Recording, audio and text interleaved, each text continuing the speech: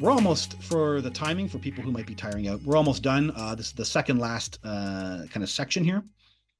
So both me and Suzy go to similar locations as well, too. Also very, very, very fascinating. We both go to an undersea base.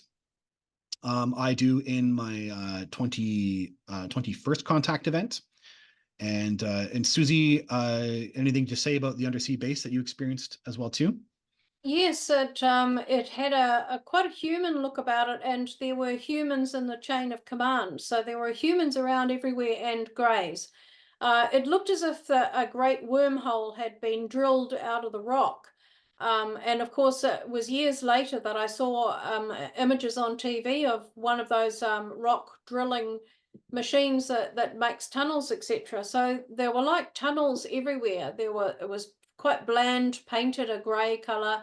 There were lights along the side of the corridors that looked very human to me, but everything else about it was alien. The way that they operated the screens, the way they showed you information, the lectures that were taking place, the craft that were in the hangar, they were all alien craft as far as I could understand, because they were showing humans in navy overalls how to operate them, how to do things with them. They were working on them, etc. So there seemed to be a big exchange of knowledge and technology taking place. Great. And so I've been to Venus, and so Suzy, shall you explain here? This is an interesting piece that Suzy doesn't mention in the book and mentioned to me privately, and she said she'd be very willing to talk about that in today's presentation. So Suzy, why don't you talk about this? Going to Venus, you mean? Yeah, yeah. Yes, I mentioned it in my book. There's a lot of things I had to leave out of my book because otherwise the book would have been massive. And I'm still trying to write my second book. But so what I did was, Rudy's advice was to mention things in a book that you can later extrapolate on, but get them in there so that you can show that you've experienced it. And one of them was being taken to Venus. Now, when I have talked about this to other researchers and other people, I've been told, oh, it would have been like a virtual reality thing, or it would have been a consciousness thing. You wouldn't have actually have been there. But I actually felt I'd been there, and I talked about this in my very first conference international conference I spoke at in 1997. So I actually have, I must put it on my YouTube channel. So I actually have proof that I talked about it decades ago.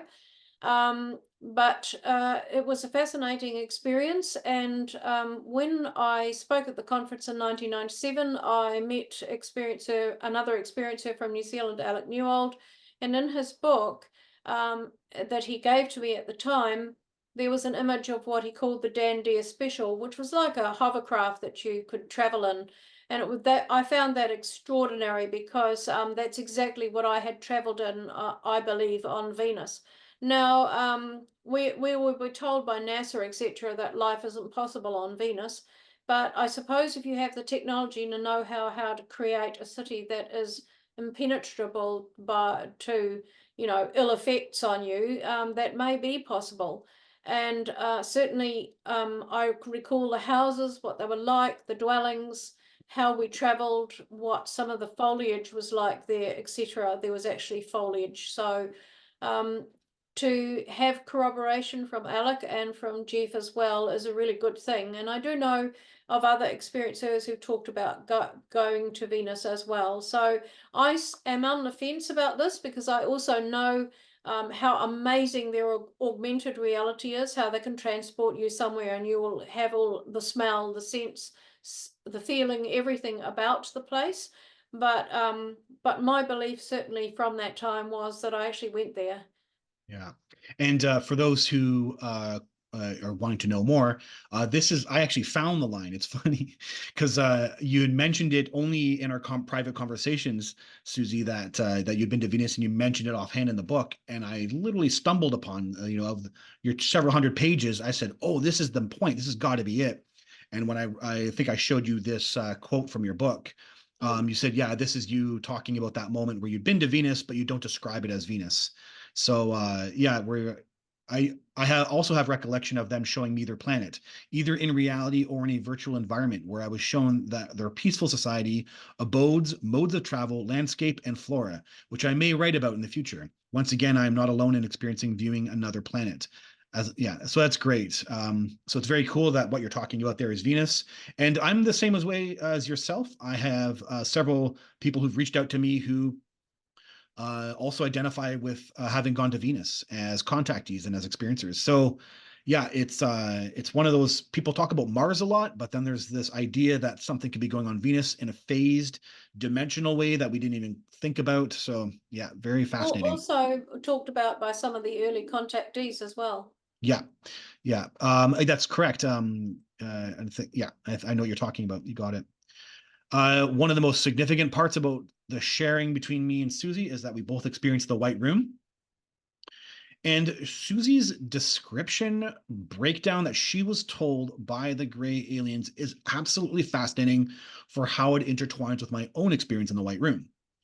So she says, or in the dual soul connection, she says the gray explained the reason for showing us their form of recreation was threefold. One, to observe our reaction to it and our ability to comprehend and participate. Very fascinating, considering the words that the elder said to me is, what's going to happen is going to be beyond your comprehension. So those are the same words, very fascinating. Two, to illustrate the fact that they are not really so different to us. They also aspire to uplift and rejuvenate the soul through recreation and pleasure. And that was a very significant element when I became an energy form in orb and they became an energy form in orb. I had an instantaneous recognition. We're the same thing. We are just, it's this, in fact, I think I call it this unified sameness is what happens. You have a unified sameness, and it's instantaneous. It just hits your consciousness, and it's very fascinating that that's a number kind of 2 point. It's very similar to my experience. And number three, and most importantly, to reinforce the fact that consciousness is the source of all creation. Our physical form is but a manifestation of consciousness and can be transmuted. In this case, their consciousness also interacted with the intelligent light of the room. So also, yeah, just a very fundamental part was that that's what transformed me in my book is I learned that I'm a spirit, I'm a consciousness, I'm a soul. And that's what they wanted as a part of the rising, which what they would use to help me discover my soul. Also, just the line you say here, their consciousness also interacted with the intelligent light of the room. I experienced light and being kind of, it's like they're kind of giving effects or celebrating with like powerful light effects in the room. And there's this kind of dimensional, light is being shaped and it's light flashing out, but it's being shaped and doing things my brain couldn't even imagine, which is feeling like depth of space is within the light, yet it's kind of creating shapes. It's just things that are humans haven't even seen yet. And so, yeah, it's just very fascinating how similar the and again, your experience happened in 1989 and mine happened in 1993, and there really is this kind of idea that they gave you all this information and then they didn't give me a single drop of it, and they just give me, I'm the guinea pig, and they kind of just let me experience it, and then years later I'm supposed to put it all together, like you go public and I go public and we see the interconnected pieces. It's very fascinating how this kind of all rolled out.